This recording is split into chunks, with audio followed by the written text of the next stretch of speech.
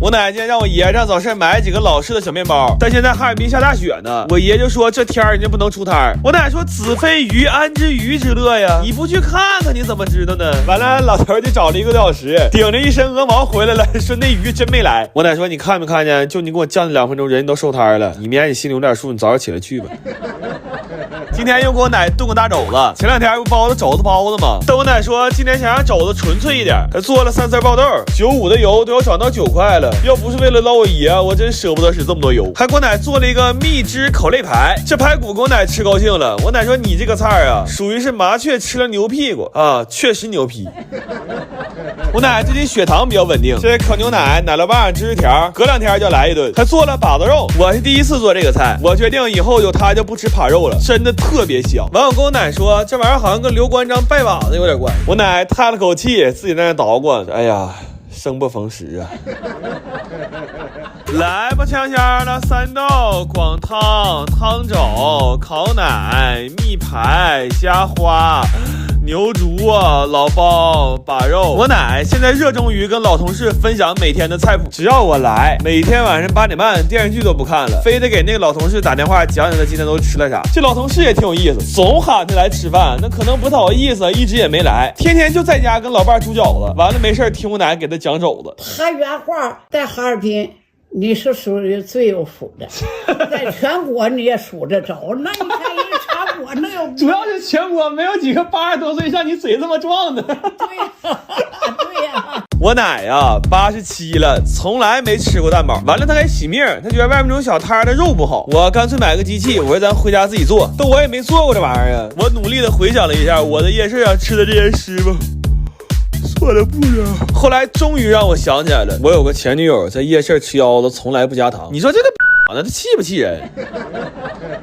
完我研究了一下，这玩意儿就3步：把鸡蛋整熟，把肉馅整熟，把糊倒进去，给它们都整熟，勤刷点油，把那皮儿烤脆了就完事儿了。然后最重要的是要刷多多的酱，再撒上孜然和芝麻，你就吃去吧。你这边在那吃，那边枪毙你2大爷，你都不心疼。我爷我奶一人空口吃俩，完我奶让我再烙一锅，明天早上吃。但没肉馅了，我说我下楼买点。我奶颤颤巍巍的就过来了，说没有就别往外折腾了。奶这正好有一盘肘子，你看能不能凑合凑合？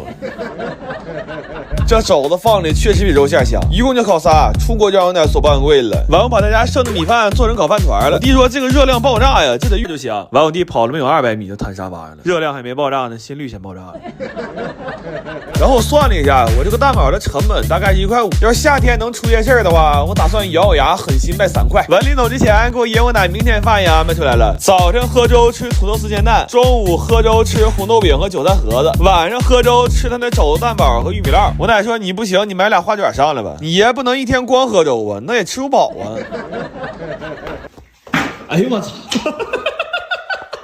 我奶自从吃上了炒酸奶和蛋堡之后，就对这种没吃过的东西非常有兴趣。今天告诉不用炒菜了，再整点这样的小零食尝尝鲜儿。但是这2天对蛋堡念念不忘，做了一大锅。我奶现在早餐就是2蛋堡加1碗爆面粥，完还配了一个章鱼小丸子的盘。今天先浅做一下，给我奶尝着原味的。等过2天再给我奶来个肘子小丸子，还给我奶来了几个炸蛋，重点是给他配了一碗肘子老汤，这给我奶香的呀，3人扶着吃还吵着迷糊呢。还给我奶做了一个漏奶滑，这里边有炼乳、黄油、牛奶，贼香。最主要是切开这一下，我感觉特别爽。然后我就飘了，我寻做几个甜点。哈尔滨烘焙废物名不虚传啊，一个草莓瑞士卷，一个冰山熔岩巧克力，这卖相都不如条好狗啃的。但是反转来了，我烤出来一个堪称祖坟冒青烟的半熟芝士。我当然都想给自己磕一个了，我从来没烤过这么板着的半熟芝士。正当我准备给它拿出来好好照照相的时候，我翘溜啊，反转又来了。我去。不动了都，完了，咋了？这是的，我当时心梗都犯了，要不是我弟想不起来120多少号，我现在就在医院了。完今天还给我奶买了几个蛋网红，我奶刚开始还不愿意吃呢，说这干巴水果有啥吃的呀？后来吃一块就上头了，恨不得一边打胰岛素一边吃。这玩意儿也没有刚开始卖那么贵了，我领完券买4盒。今天没有主食，全是零食。完等我我奶奶去的时候，她说想吃炒酸奶，让我俩炒一锅再走。等我奶说不明白这玩意儿叫啥，她说就是那个冰糕，俩拿刮刀腻出来那个。这么好看，你咋不吃呢？走吧，我这2天不能吃凉的，走吧。哎。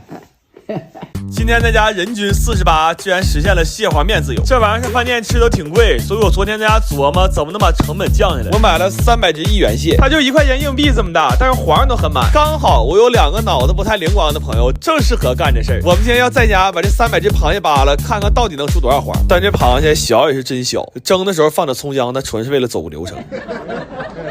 这螃蟹肉少，一个蟹腿只能取出这么点肉来，然后身子小，黄也不到我抠。我先拿筷子抠一遍，然后我弟弟拿镊子筛一遍，还有后盖这点黄，平时吃螃蟹都不啃，今天全给抠出来了。这黄给我抠的眼珠焦黄，瞅啥都是橘色的。这过程就跟开高速似的，就是不累但腻歪。这后来都落得我四姨夫30年前炸大果的事儿了，就真没话了。我都想把这段经历写简历里了，这可能是我头30年参与的最大的项目。